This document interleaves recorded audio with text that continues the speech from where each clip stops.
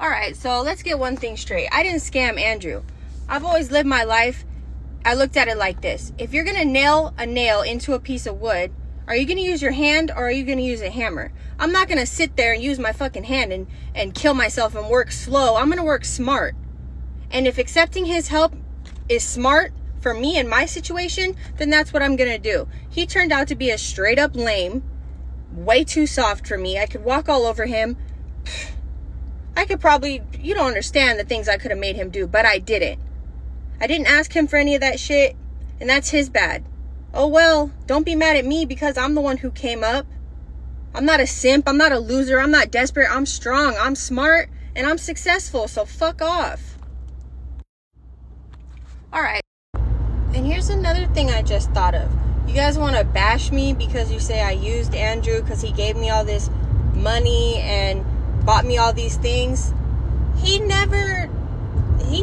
learned his lesson. He's doing the same thing with a scummy asshole, like talking about she's spending all the show money, blah blah blah, like $2,000 at a time. He likes this treatment. He likes this stuff. He's not brokenhearted. He's not sad. He enjoys giving whatever he has away just for attention. So I don't understand. I don't care, but I mean, why are you gonna bash me for just receiving whatever he gave me? Like, I didn't beg him for it. I didn't ask him for it. And the next bitch is doing it too. Like, what the fuck? Guys are weird. It's crazy because, of course, earlier on today I made a video regarding obviously what had happened in the most recent episode. And in the most recent episode, you see her actually walk away with her new man, or her ex-fling, Ismail. But also before that, she did make it abundantly clear in this episode, and even in the previous episode, that pretty much at the end of the day, if Andrew's going to give her things, why the hell is she going to say no? If Andrew's going to set life up for her to be comfortable for when she comes out of prison, well then, why is she going to say no? I mean, listen, at the end of the day, as far as I'm concerned, I don't really think it's a matter of where we can sit here and blame Candice necessarily, because really and truly, I also said, I'm pretty sure I did say this, unless I didn't say this, I'm saying it now anyway, that at the end of the day, Andrew is somebody that is chosen to do this. He's the one that chose to find someone who was in prison. You know what I mean? He's the one that chose to buy this person all these things because he's trying to buy love. He's trying to buy someone to want him.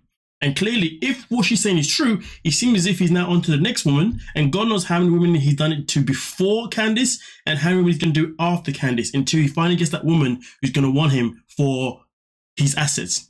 At the end of the day, Andrew, at this moment in time, appears to be a very, very sad man who's desperate for female interaction, and he would do anything for it based on his behavior. But at the same time, though, does it mean that Candice should say yes to all the things that he wants to give her? Listen, at the end of the day in this world, if you're a good person, you're going to say no. Listen, a good person will say no. You know, but somebody who's clearly a criminal is going to say yes. Do you see what I'm saying? So really and truly, can you blame someone who has the mindset of Candice for saying yes? See, that's where it gets sticky. That's where the dilemma potentially is at. So at the end of the day, I can understand her saying yes and her taking everything that he had to offer. Why? Because he was offering it. He was offering it free of charge. He was offering it pretty much with he was offering it in the hopes that she's going to want him, pretty much. You see what I'm saying? You know, he offered it without a contract, you know? And at the end of the day, she's looking at her situation. I'm in prison. When I get out of here, I need to have something secure for myself in some way, somehow. This guy's coming in. He's now giving it to me. So F it. Why not run with it? But to be fair, at the same time, though, she did say that when she came out and she met him in person, well, things just wasn't exactly how she imagined it to be. So it seems to me as if maybe she was in a position where she was willing to potentially give him a chance. But, well, the man's a simp. And she ain't lying, though. Because he's a simp, she could have done a complete madness on him. You see what I'm saying? So to be honest with you, I hate to say it, but he's kind of lucky that she decided to basically just take what he was giving her rather than start to use him for things in terms of requesting things. You see what I'm saying? There's a big difference with somebody giving you things and you're taking it compared to you actually requesting things. Because when you're requesting things of somebody and you're taking advantage of somebody, that is when you're pretty much using that person. You see what I'm saying? So I understand it. If I was in this position, would I do what she's doing? Absolutely not, because it's not my character. But again, at the same time, based on her character, it makes all the sense. But does it make it right? If you're thinking about on the good side, on the good side of things, what she's doing isn't right regardless. But also at the same time, though, what he's doing, moving out here, buying things for women and XYZ, Is he doing the right thing though? Clearly not. And you know what they say about karma, right? It seems to me that Candice just may have been another one of his karmas, because I don't think this is the first time he's done this. But nonetheless though, let me know your thoughts, your opinions, and we'll talk about it. Peace.